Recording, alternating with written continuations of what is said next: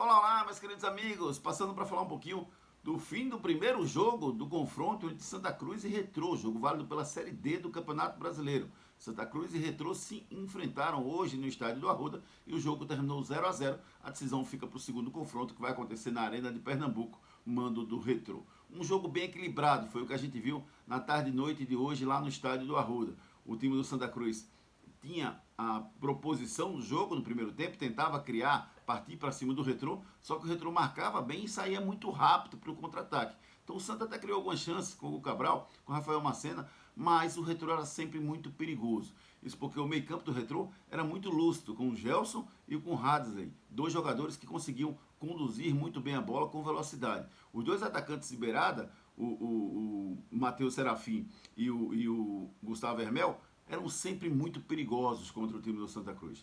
Pela direita, o Jefferson Feijão, que substituiu o Edson Ratinho, que acabou sendo demitido do Santa Cruz, fez uma belíssima partida. Começava a anular as principais ações do Gustavo Hermel. E só pela esquerda, o Ítalo Silva teve muita dificuldade, era lento na marcação em cima do Matheus Serafim e o time do Retrô criava várias chances para a partida.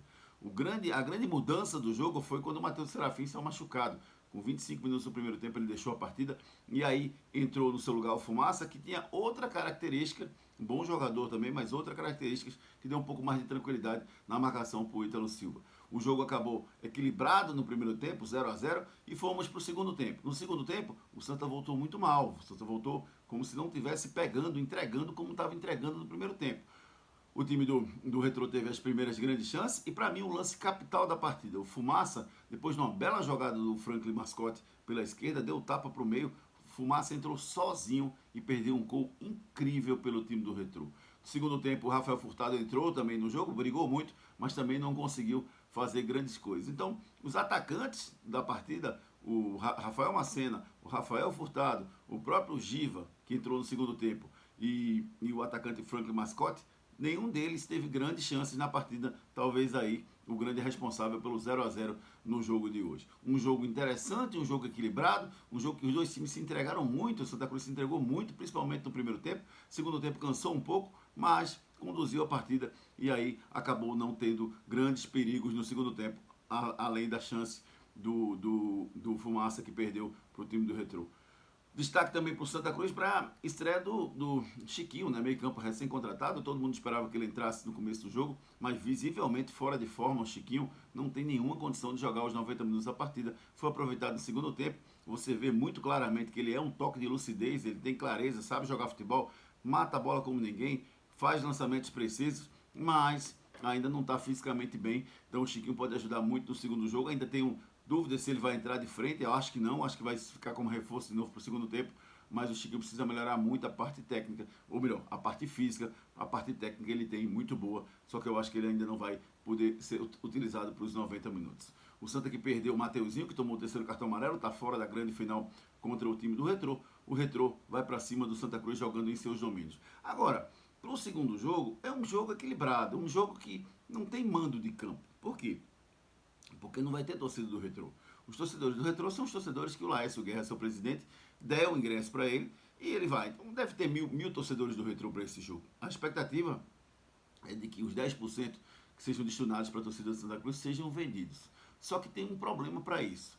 Hoje, na partida entre Santa Cruz e Retrô no Arruda, o Laércio Guerra deu uma entrevista dizendo que o preço dos ingressos para o jogo da volta vai ser R$ 300 inteira e R$ 150 meia.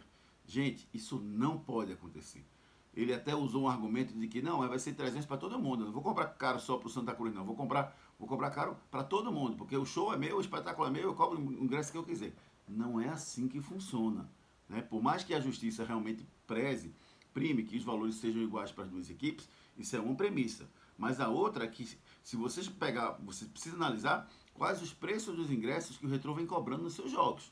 Ele vem cobrando um valor X, vai cobrar 10X agora? Não pode fazer isso. Ah, Júnior, mas é uma partida de mata-mata. Perfeito, merece ser reajustado, merece ser cobrado um valor um pouquinho mais. Mas não pode cobrar um preço abusivo de R$ 300 para essa partida de futebol, para o produto que vai ser entregue no estádio da Arena Pernambuco nesse jogo da volta. Então, é necessário que, primeiro o Laércio Guerra, ele precisa rever esse ponto de vista.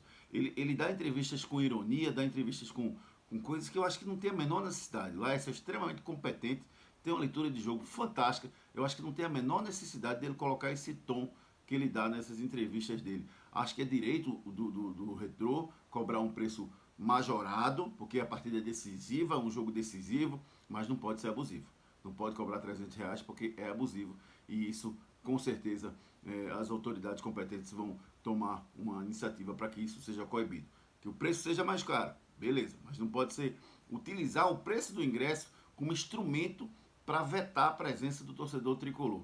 Os 4 mil torcedores para o jogo do lado do Santa Cruz precisam estar em campo, desde que seja cobrado um preço justo pelo ingresso, e aí aqueles que tiverem condições de pagar vão assistir o jogo, que é a coisa normal. Gosto muito do potencial e da qualidade do Laércio como dirigente, mas ele precisa administrar rever essas entrevistas que ele dá, porque não ajuda em nada, entendeu? Não ajuda em nada. Também não sei se ele quer ter essa segunda. O Retrô, para mim, é o segundo time de vários pernambucanos. Só que à medida que essas declarações e essas atitudes vão acontecendo, ele vai tendo uma rejeição maior e o Retrô vai deixando de crescer como um clube representativo de Pernambuco, que as pessoas possam realmente torcer pelo Retrô, por que não? Então, que tenha um segundo jogo, vai ser um jogo equilibrado. Eu acho que o resultado acabou sendo melhor para o Retrô, porque o Retrô acabou empatando fora de casa, diante do torcedor do Santa Cruz. O jogo da volta vai ter torcida do Santa, mas vai ter torcida também do Retrô, e a acústica da Arena Pernambuco é maravilhosa. Então, 1.000 pessoas do Retrô fazem barulho, 4.000 pessoas de Santa Cruz também vão fazer barulho. Acho que vai ser um jogo bem interessante, o jogo da volta na Arena de Pernambuco.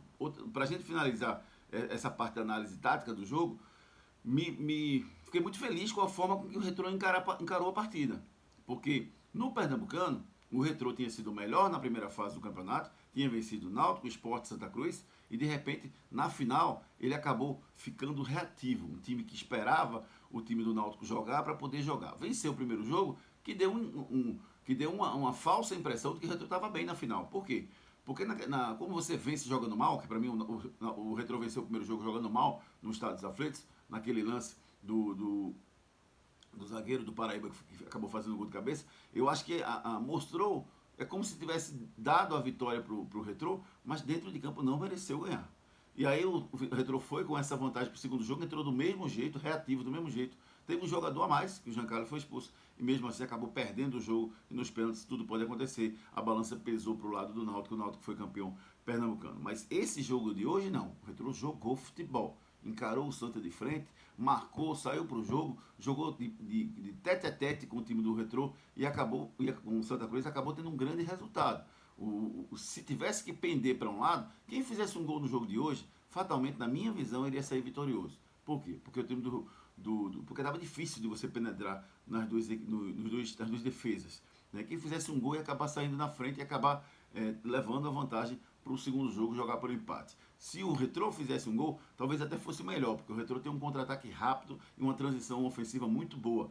Talvez até o Santa Cruz gerasse mais espaço e talvez até tomasse o segundo gol. No caso do Santa, se o Santa faz um gol, eu acredito que o Retrô podia até empatar a partida, mas era mais difícil. A transição do Santa não é tão rápida quanto a transição do time do Retrô. Então gostei muito da forma com que o Retrô encarou a partida de hoje e vi um equilíbrio pelas características de cada time. O Santa mais brigador, lá na frente o Santa dá mais trabalho. Compensação, a zaga do Retrô está muito bem, uma zaga que briga muito, a zaga está sempre muito atenta. Os dois laterais do Retrô fantásticos. Até o Filipinho que saiu do jogo e depois entrou o Pedro Castro voando. O Mike pela esquerda, eu já cansei de elogiar ele lá no nosso programa Torcida Rede 63.1. O Mike é um lateral fantástico. Então o Retrô tem um time muito organizado, muito estruturado, né?